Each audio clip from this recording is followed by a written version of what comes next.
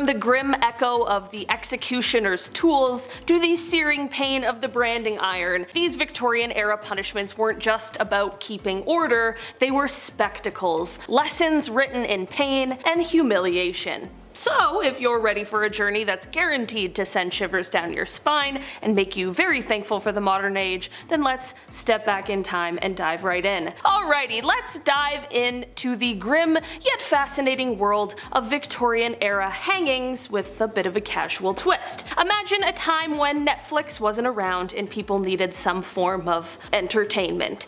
Gruesome as it may sound, public hangings were kind of like the morbid blockbusters of the Victorian era. Now, hanging wasn't just a drop in the park, it was a go-to showstopper for very serious crimes. Think of it as the ultimate deterrent, a stark warning that crime doesn't pay, especially not in an era where stealing a loaf of bread could land you in a world of trouble. It went a little something like this. A town crier announces the upcoming execution. I would love to be a town crier. Oh my god. Those guys had all the tea.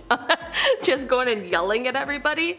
Oh I really wanted to do a town crier impersonation, but I just can't yell in here. Chris's ears would explode. A town crier announces the upcoming execution. Flyers are posted and word spreads like wildfire. On the big day, people flock from far and wide, creating a carnival-like atmosphere. There are vendors selling snacks, folks jostling for the best view, and an air of anticipation that's hard to miss. The condemned, often paraded through the streets, would then face their final curtain on the gallows, a platform designed for the very purpose of ending lives. The executioner, sometimes hooded, would place the rope around a prisoner's neck, a process watched with bated breath by the crowd. A quick pull of the lever and it was all over. But here's a twist in the tale. Public executions weren't just about punishment, they were also seen as moral lessons, live action morality plays meant to instill fear and promote good behavior. Yet,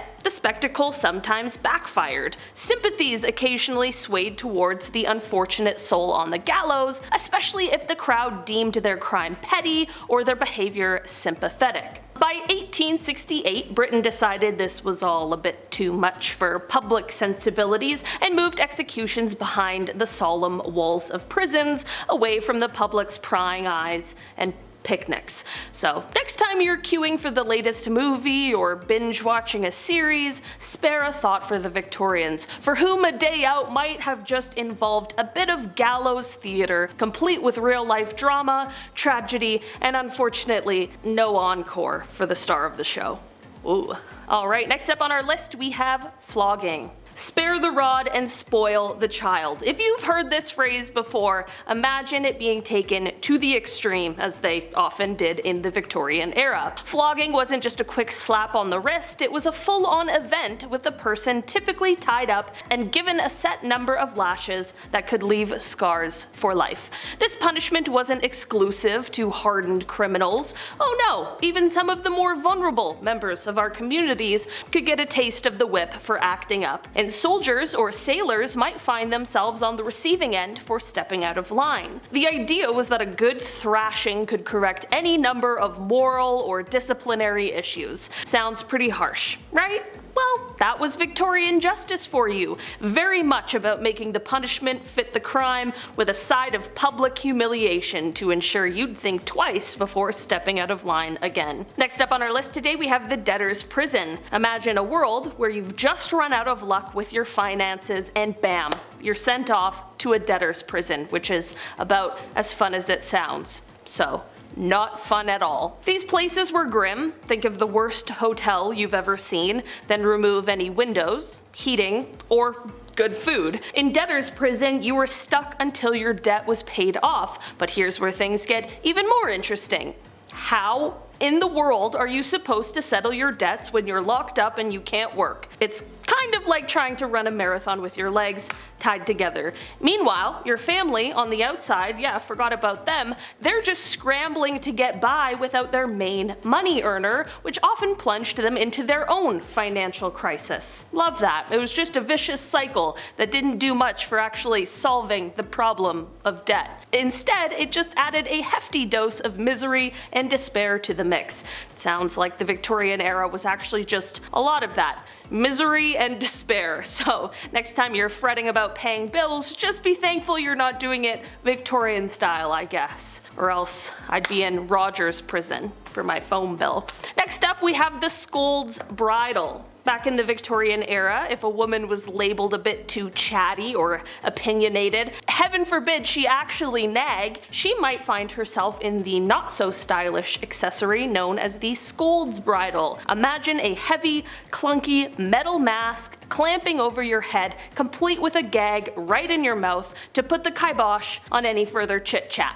Okay, not exactly the pinnacle of fashion or comfort, right? This contraption wasn't just about silencing, it was the 19th century version of public shaming with a generous dash of misogyny. Women were paraded around, their speech literally bridled as a warning to others that speaking out of turn wasn't just frowned upon, it was punishable. Thankfully, we've relegated such barbaric practices to the history books, but the Scold's Bridle remains a stark reminder of how far we've come in understanding and respecting individual rights and voices. Moving on down our list, we are talking about transportation next. Imagine you're living in 19th century Britain and things are frankly pretty bleak if you're not wearing a top hat and tails. Now imagine you've been caught stealing a loaf of bread or, heaven forbid, a handkerchief. The punishment? Well, you're not just going to the local jail, you're being shipped off to the other side of the world. Transportation meant being packed off to Australia or Tasmania, places that were as remote and alien as the moon for many Brits at the time. These were no pleasure cruises. The journey alone could take months on cramped, disease-ridden ships where survival was a coin toss. Once you arrived, if you were still kicking, congratulations! Your prize was hard labor in brutal conditions, often in chain gangs or remote outposts where the sun seemed to have a personal vendetta against you. And forget about a leisurely pint at the pub, you were there to work, building the infrastructure for new colonies, often in sweltering heat or other extreme conditions. Speaking of hard labor, the good old Victorian era where they took no pain, no gain to a whole new level, especially in prisons. So imagine you've been nabbed for stealing a loaf of bread, and yes, this is the only example I will be using like I'm Jean Valjean himself. So imagine you stole the bread and bam, you're sentenced to hard labor. And we're not talking about breaking a sweat at the gym, we're diving into the world of the treadmill and the crank machine. Victorian style gym equipment from your worst nightmare. Imagine being stuck on a never-ending stairmaster, the treadmill, not for your health, but as punishment, climbing to nowhere for hours. Then there's the crank machine, a mind-numbing device that had prisoners turn a crank a mind-blowing number of times just to complete their daily quota. And for what? Absolutely nothing. No purpose, no product, just pure fatigue and despair. It was the era's twisted way of teaching a lesson, breaking spirits under the guise of building character. So next time you moan about your gym routine, just remember it could have been a Victorian prison workout, alright? It's not so bad. You got this. Just a couple more flights of stairs. I don't know, I'm turning into David Goggins here. Almost called him Jimmy Goggins for some reason. I don't know where that came from. Okay, anyways. Next up on our list we have the Pillory and Stocks. Oh, the Pillory and Stocks. Imagine you're walking down the street in Victorian times and there's someone's head and hands locked up, sticking out of a wooden frame. Definitely quite the sight. This was the era's version of trending on social media, but instead of likes and shares, you get rotten tomatoes to the face. The poor folks caught in these contraptions were there for everyone to see, often in the town square, serving as a living warning against misbehaving. Passerbys weren't shy about expressing their opinions either. They'd hurl anything from spoiled veggies to less savory items, making sure the punished got their share of public scorn. It wasn't just about the physical discomfort, which was definitely no picnic, mind you. But the real kicker was the embarrassment. Imagine being the center of negative attention with every local and their dog coming out to see you as the day's unfortunate spectacle. Definitely not the kind of fame anyone would want. Also, there was like 10 people alive at this time. Everyone knows your business now. How embarrassing. Next up, let's dive into the eerie world of solitary confinement, Victorian style. Perhaps an even more miserable twist on a punishment that still exists today. You're locked up all by yourself in a tiny, gloomy cell with nobody to chat with but the spiders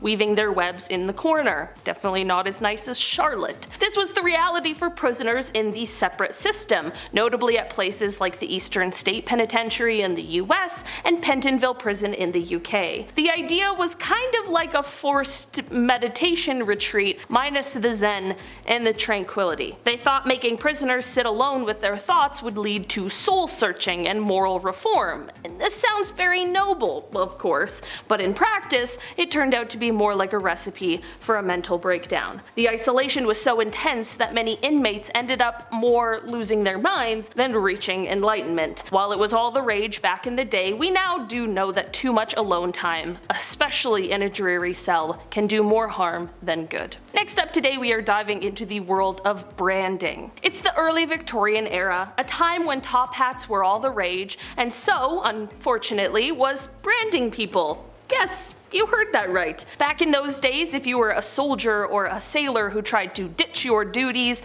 or got caught doing something naughty, you might end up with a hot iron pressed against your skin. Ouch! Now, this wasn't your subtle, hide it under your shirt kind of mark. We're talking about a blazing hot iron stamping a symbol on your face, your hand, or anywhere that it would be visible. The idea was to not just punish, but to label you as a wrongdoer for everyone to see. It was kind of like walking around with a "I made a big oopsie" sign etched on your skin. This brutal calling card did more than just sting and leave a scar. It messed up how people saw you, and it slashed your chances of getting decent work. In a world without second chances, this was a harsh way to learn a lesson. So next time you think about skipping out on your duties, remember that in history, that might have ended up with you quite literally being branded for life. And finally on our list today we have public whipping. I've definitely learned that during the Victorian era they liked all the craziest things to be a public spectacle. So imagine you're walking through a Victorian era town square and suddenly there's a crowd gathering. Something's going down and it's not the local fair. It's a public whipping. So some poor soul, shirt ripped off, is tied to a post right in the center of the action. The whip cracks, and it's not just the sound that sends shivers down your spine, it's the whole thing. People are watching, some with horror, others with a kind of grim satisfaction, as each lash marks the offender's back. The idea, it's not just about the pain, which is definitely plenty, but it's also about the embarrassment of being the day's main entertainment. Getting whipped in front of your neighbors, or worse, your family, is like adding a massive scoop of shame to your pain Sunday. Victorian society was big on moral lessons, and public whipping was like a live-action cautionary tale, saying break the rules and this could be you. Kinda puts a whole new spin on the idea of a public spectacle, doesn't it? Alright guys, that has been our list for today. Thanks so much for checking it out. I have been your host today, Olivia Kozlowski, and I will see you again soon. Bye! Is it weird that like punishments are some of my favorite lists to do? I don't know. Does that say something weird about me? Maybe. It's just like crazy the lengths that people are willing to go to for, I don't know, justice, I guess. Wasn't even justice. Okay, anyways. Let's do it. Hey editor, what's up? You're great. I felt like I said hey editor like I was on the Disney Channel. Okay, anyways, let's do it. I'm wasting your time. Let's start off with the grim yet, okay, let me do this again. Sorry about this. And there's someone's head and hands locked up, sticking out of a wood. What the f? I just like can't speak all of a sudden. Sticking out of a wood and saying there was 10 people alive in the Victorian era is so dumb. Oh my god, okay. And finally, today we have branding. I really think that this is the last one, but if it's not, I don't know, I guess I'll just be dumb. Oh, it's not the last one. Alright, I'm just gonna redo the intro to that one since I said it was the last one and it's not the last one. Okay, So if we could, thank you. Whoever's editing this, I love you. Sorry, I'm a psychopath. I think this one's the last one, so I'm gonna do the same thing again and hope it works out for me.